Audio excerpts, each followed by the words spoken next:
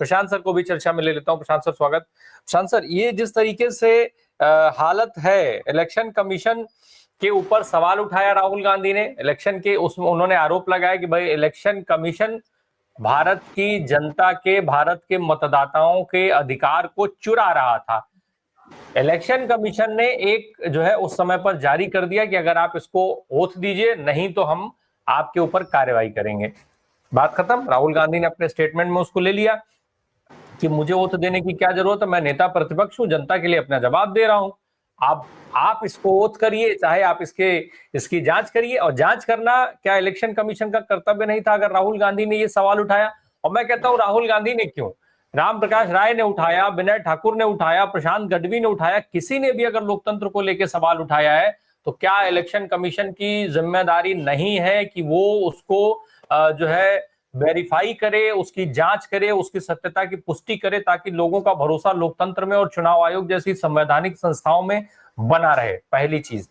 दूसरी चीज, जिस तरीके से इलेक्शन कमीशन की बजाय तुरंत भारतीय जनता पार्टी के नेताओं ने मोर्चा संभाला और उन्होंने प्रेस कॉन्फ्रेंस करना शुरू किया, तो उसको क्या माना जाए? जो बात राहुल कह रहे थे कि इलेक्शन कमीशन भाजपा के लिए वोट चुरा रहा था, ये स्वतः भाजपा प्रमाणित कर रही है। कल से जब से राहुल गांधी की ये प्रेस कॉन्फ्रेंस और ये पूरा प्रेजेंटेशन जो पूरे देश में चला है, तब से इसको 2-3 एंगल, अलग अलग एंगल से मैं देख रहा हूँ और हर जगह चर्चा भी हम कर रहे हैं। तो जैसे आपने बोला, देखिए ये हमारे विश्व की सबसे बड़ी लोकशाही वो लोकतांत्रिक प्रक्रिया से चलती है, और वो लोकतांत्रिक प्रक्रिया का जो मेन पिलर है वो इलेक्शन कमीशन होता है, क्योंकि हम मत देके ही हमारी लोकशाही को जिंदा रखते हैं। और वो जिंदा रखने के लिए जो बड़ा काम, जिसकी भूमिका है, वो इलेक्शन कमीशन है। अगर उसके सामने ऐसा नहीं होता, उसके सामने, उसके खिलाफ कोई भी, आज आप भी अगर आपके ध्यान में भी अगर कुछ आता है तो और आप मेल लिख सकते हो इलेक्शन कमीशन को कि मेरे ध्यान में ये आया है। ठीक उसी तरह अगर नेता प्रतिपक्ष इस देश का अगर आपका ध्यान दौड़ रहा है कि भाई ऐसा कुछ हमारे ध्यान में आया है, तो इमीडिएटली आपको दो ही चीज होती है। या तो आप वेरीफाई करो कि भाई हम वेरीफाई करके इतने दिनों में खुलासा करेंगे, या तो फिर आपको बोलना चाहिए कि नहीं, आप जो बोल रहे हो ठीक है, हमने सुन लिया, हम हमारे तरीके से काम करेंगे, फिर आपको बताएंगे।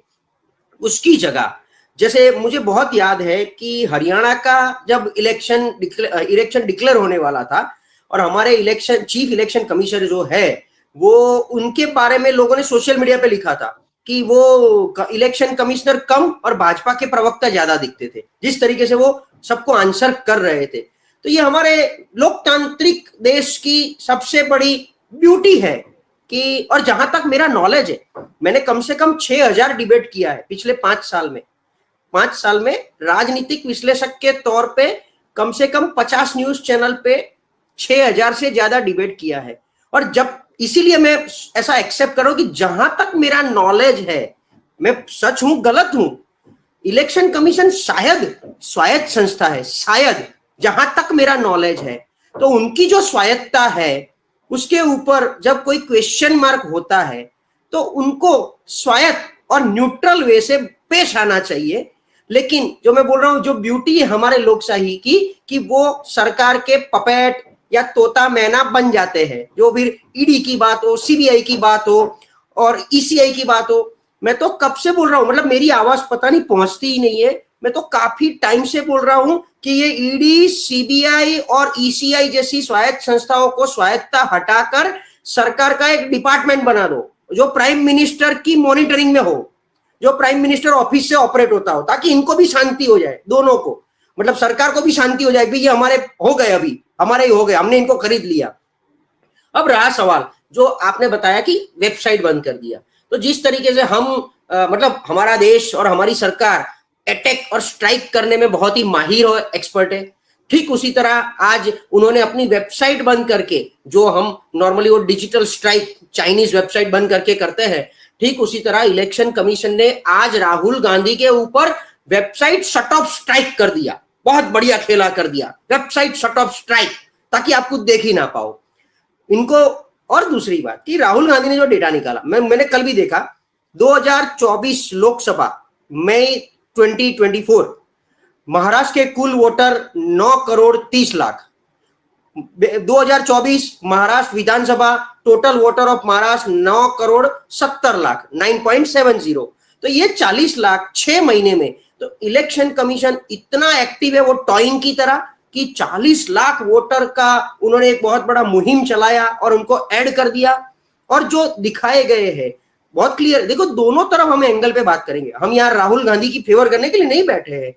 एक वीक पहले ही हमारे माननीय तेजस्वी यादव का 2 वोटर आईडी निकला, तो इमीडिएटली उन्होंने कूद के फरियाद कर दी, एफआईआर भी दर्ज करवा दी कि इसका जवाब देना पड़ेगा, ऐसा करना पड़े। तो अगर आपकी एक्टिवनेस यहां पर भी है तो यहां पर भी थोड़ी रखो कि भी 40 लाख कैसे आए।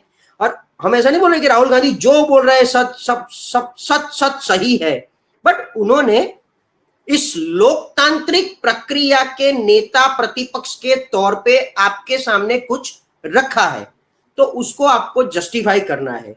बीजेपी ने तो जैसे कल से हमारी मेन स्ट्रीम मीडिया ऐसा बोल रही है कि राहुल गांधी को हिट विकेट हो गया, भ्रम हो गया, या ये करेंगे या भ्रम हो गया, वो क्या एटम बॉम्ब या भ्रम।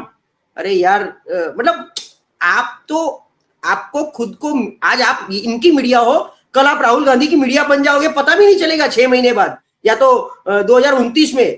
तो मतलब देश को क्या देखने का है, आपके ओर से यही देखने का है। सो मोटा मोटा ये बात है कि इलेक्शन कमीशन को ओपनली जस्टिफाइबल मोड पे आना पड़ेगा, एज अ राइवलरी नहीं कि भाई हमारी वेबसाइट के ऊपर से डेटा लिया है। और ऐसा भी नहीं है वेबसाइट से डेटा लिया है, आपका वोटर लिस्ट ओपन पब्लिश्ड है, मैं भी प्रिंट आउट ले सकता हूं। उसमें मुझे अगर दिखे कि राम प्रकाश का नाम लिखा है और उसका एड्रेस ये है, तो मुझे हक है कि वो एड्रेस पे मैं जाऊं और वेरीफाई करूं। तो कांग्रेस ने 6-8 महीने मेहनत करके ये कंक्लूजन पे आए हैं और वो कंक्लूजन वो हर जगह रखेंगे। तो इलेक्शन कमीशन को ऐसा क्यों भी आप वो करके सौगंधनामा करके दो। सौगंधनामा क्या आपको आपके ध्यान में ला दिया है, बहुत ज्यादा होगा तो आपको अप्लाई करेंगे कि भी ये ध्यान में आया, इसको आप कैसे करेक्ट करते हो, कैसे वेरीफाई करते हो, उसका आंसर दे दीजिए। और फिर भी मैं तो बोल रहा हूं कि सीधा सीधा सुप्रीम कोर्ट क्यों ना जाए, स्वायत्त संस्था के ऊपर किसी का कंट्रोल है ही नहीं, तो सीधा सुप्रीम कोर्ट कि भाई हमको ये ध्यान में आया है और सुओ मोटो उसके ऊपर, या तो सुओ मोटो या पीआईएल कर दो सुप्रीम कोर्ट के ऊपर। तो कुछ प्रोसेस से जाना पड़ेगा। यहां पर देखिए आज तक के हर एक मुद्दे को आप ले लो, राहुल गांधी ने जितने जितने मुद्दे उठाए, राफेल से लेके 2019 के राफेल से लेके, गौतम अदानी से लेके, इलेक्शन कमीशन से लेके, मनरेगा से लेके, जहां जहां उन्होंने क्वेश्चन उठाया, वो क्वेश्चन में 1% भी आपको कहीं गलती दिखती हो तो आप बताओ, हम यहां से राहुल गांधी को मतलब ओपन चैलेंज देने के लिए रेडी है। ये नेता प्रतिपक्ष का काम क्या है, सच्चे मुद्दे को उजागर करना।